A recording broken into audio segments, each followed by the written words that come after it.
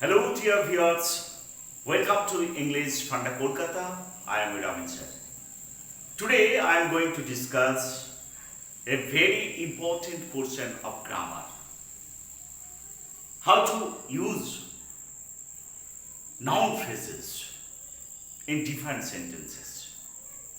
English funda Kolkata ইউটিউবের পক্ষ থেকে আমি আমিন স্যার তোমাদের সকলকে স্বাগত জানাচ্ছি। এখন তোমাদের সঙ্গে আলোচনা করব খুব একটা গুরুত্বপূর্ণ গ্রামার, যে গ্রামারটা বেসিক লেভেল লার্নারদের পক্ষে অত্যন্ত জরুরি। নাউন ফ্রেজ দিয়ে কিভাবে বাক্য গঠন করা যায়। Here I have taken some noun phrases.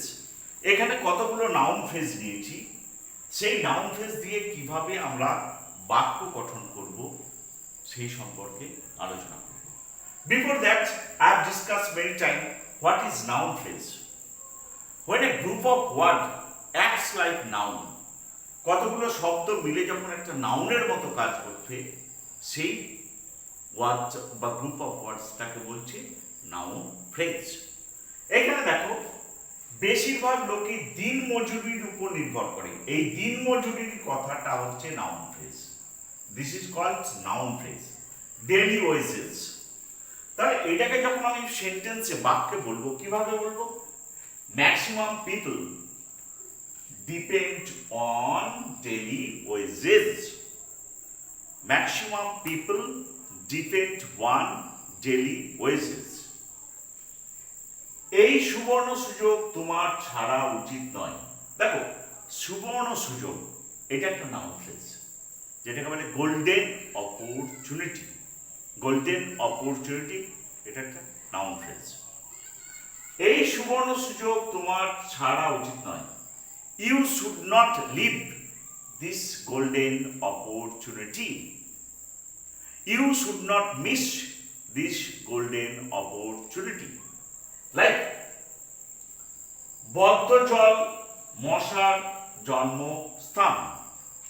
বদ্ধজল মশার জন্মস্থান। জন্মস্থানটা একটা breeding place. This is a noun phrase. তাহলে বদ্ধজলটা একটা noun phrase. Stagnant water is a breeding place of mosquito. Stagnant water is a breeding place of mosquito. Like, প্রত্যেক পারিবারিক শান্তি, প্রত্যেকের পারিবারিক শান্তি দেখা উচিত। পারিবারিক শান্তি হচ্ছে ডোমেস্টিক পিস। এইটা একটা নাউন ফ্রেজ। এই নাউন ফ্রেজ দিয়ে কিভাবে তুমি বাক্য গঠন করবে। Everyone should look into domestic peace. Everyone should look into domestic peace. আমি কখনো পাপ অথবা পুণ্য চিন্তা করি না। পাপ অথবা পুণ্য এটা একটা noun phrase. Vice or virtue বা ভার্চু অর ভাইস, যাই হোক। I never think of vice or virtue. I never think of vice or virtue. বৃদ্ধ লোকটি কনকনে শীতে কষ্ট পাচ্ছে। কনকনে শীত এটা একটা noun phrase. The old man is suffering from biting cold. The old man is suffering from biting cold. আমাকে বাজে অজুহাত দেখিও না। বাজে অজুহাত কটাতে হচ্ছে lame excuse. Don't show me lame excuse. তাহলে don't show me lame excuse. So guys, this is the way how you will use noun phrase in different sentences. এইভাবে তোমাদেরকে নাউন ফ্রেজটাকে কতগুলো ইম্পর্টেন্ট সেন্টেন্সের মাধ্যমে প্রকাশ করে দেখানো হলো। These are maximum daily used by us.